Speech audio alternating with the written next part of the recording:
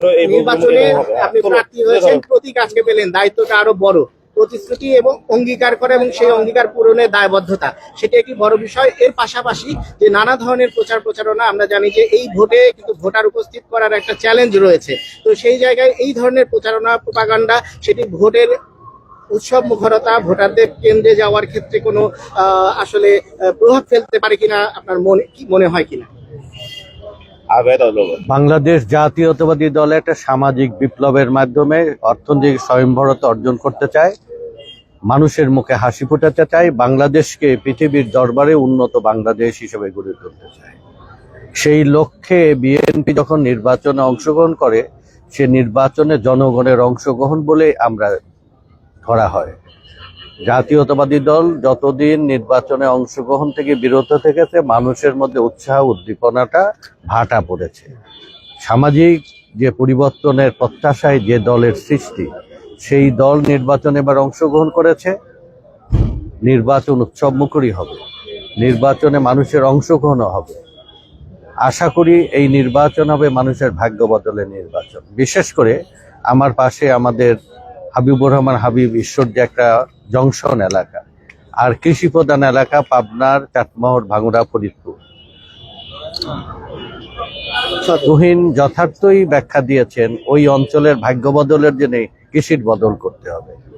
আর পাবনার সদর একটা ঐতিহ্যবাহী সংগ্রাম এবং আন্দোলনের একটা শহর, সূতিকাগার।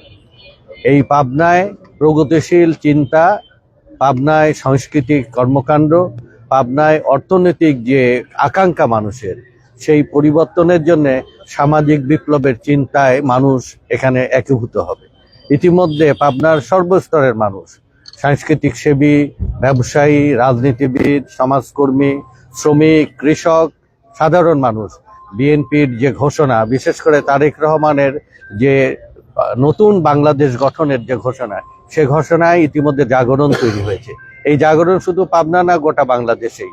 ইনশাআল্লাহ এবার বাংলাদেশ জাতীয়তাবাদী দলের নেতৃত্বে, তারেক রহমানের নেতৃত্বে বিএনপি সরকার গঠন করবে, মানুষের ভাগ্যের পরিবর্তন করবে, এক নিরাপদ, এক কল্যাণকামী, ইনসাফের রাষ্ট্র তারেক রহমানের নেতৃত্বে আমরা প্রতিষ্ঠা। জামায়াতে ইসলামের প্রার্থী বলছিলেন যে ঢাকা সহ বিভিন্ন জায়গাতে তাদের নির্বাচনী প্রচার প্রচারণায় এই আপনাদের দ্বারা বিভিন্ন রকমের হুমকি ধামকি আসছে, তাদের নেতা কর্মীদের প্রচার প্রচারণা বাধা দেওয়া হচ্ছে। সেক্ষেত্রে আসলে আপনারা এই অভিযোগকে কিভাবে খণ্ডন করছেন? ও বেটা একটু বেশি কথা বলে এবং ওর একটা কথা বলার অভ্যাস, ওর সংযত হওয়া উচিত, ভোটারদের প্রতি তার আগ্রহ দেওয়া উচিত। এই ধরনের আজে বাজে অভিযোগ মানুষ পছন্দ করে না। ওর নিজেরই এগুলো থেকে কারেকশন হয়ে জনগণের প্রতি আস্থা রেখে কাজ করা উচিত। সর্বশেষ একটু মানে স্পেসিফিক যদি আপনি একটু বলেন যে পাবনার যে আপনি শ্রমিকের রাজনীতি নিয়ে করেছেন, শ্রমিকের ভাগ্য পরিবর্তন পাবনা হয় নাই, শিল্প বিকাশ হয় নাই, একটা পকেট একটা ভাই একটা পকেট একটা এলাকা। ওর একটা কথার উত্তর দেখো, আমার কাছে এই ইলেকশন অবজারভারের দায়িত্ব রয়েছেন একজন অতিরিক্ত বিচারক, জেলা জজ, অতিরিক্ত জেলা জজের পদমর্যাদা, পুলিশ, বিভিন্ন সংস্থা থেকে একাধিক বিষয়ে। আমার এই সাংবাদিকদের কাছে প্রশ্ন যে আমাদের পক্ষ থেকে আইন শৃঙ্খলার অবনতি ঘটানো বা অন্য প্রার্থীকে কোনো কাজে হস্তক্ষেপ করার মতো কোনো ঘটনা ঘটেছে বলে কি জানা আছে সাংবাদিকদের?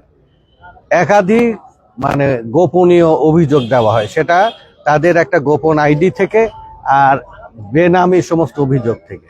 এটা তাদের অভ্যাস, জনগণের উপর আস্থাহীনতা তারা প্রকাশ করে। আমি এইটুকু বলবো যে আমরা আমার দিক থেকে ঈশ্বরদী পাকশি একজন অ্যাডভাইজার আসছিল, special assistant to chief adviser, সেখানে আমরা তো তাদেরকে বাদ দিয়ে কথা বলিনি। 3 সচিব আসছে, আরো অ্যাডভাইজার আসছে, তাদের ডেকে নিয়ে কথা বলি, সাথে নিয়ে কথা বলি, তারপরে সরে যাই। একটা নালিশ করার একটা অভ্যাস, এটা একটা লুকোচুরি অভ্যাস। এটা ত্যাগ করা তাদের জন্য ভালো, রাজনৈতিক পরিবেশের জন্য ভালো। আর রাজনৈতিক পরিবেশে যদি শান্ত না রাখা যায়, ভোটাররা আগ্রহ পাবে কিভাবে? তাদের আমাদের সবার দায়িত্ব রাজনৈতিক পরিবেশ নিশ্চিত করা। আমরা রাজনৈতিক পরিবেশ নিশ্চিত করতে চাই, অবাধ করতে চাই, অংশগ্রহণমূলক করতে চাই, আনন্দমুখর, উৎসবমুখর করতে চাই।